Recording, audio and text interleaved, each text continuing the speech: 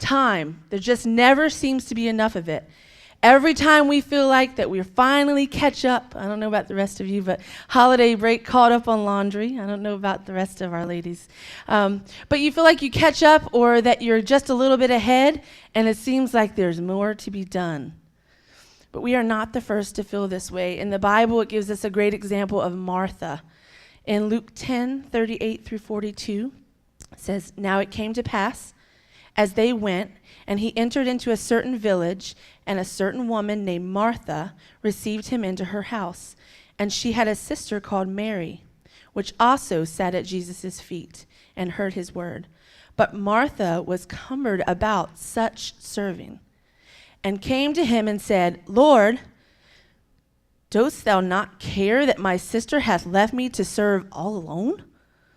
Bid her therefore that she help me. And Jesus answered and said unto her, Martha, Martha, thou art careful and troubled about many things, but one thing is needful, and Mary hath chosen that good part, which shall not be taken away from her. God knows that many of us are feeling this way. We're feeling worn out even right now. We feel that there just seems to be so much to be done and that we can hardly catch our breath. But just as Martha had to be reminded by God that even all the things that we're busy with, from just the day-to-day life, the good things in life, family, church ministries, it's all good.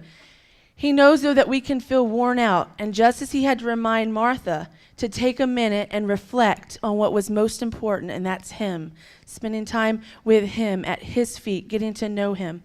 The busyness of this world is put as a distraction for us. But the one thing that it always seems to distract us from, I'm speaking to myself too, is that God is coming, and therefore we must prioritize our time.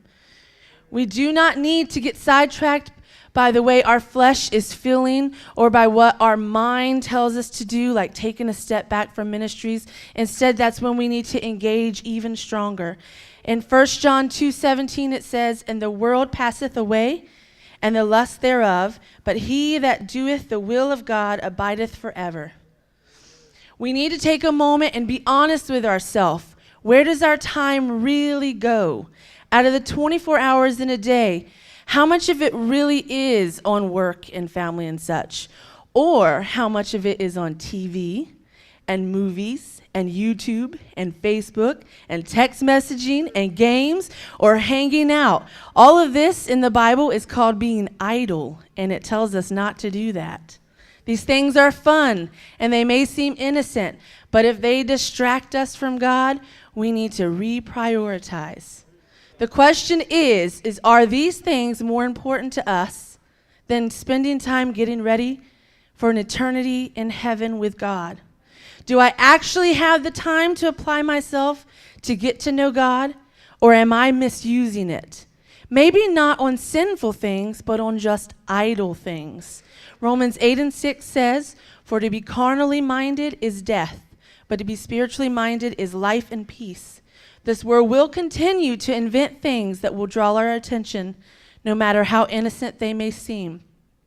But they must increase so God can increase. The bottom line is that there really is not enough time.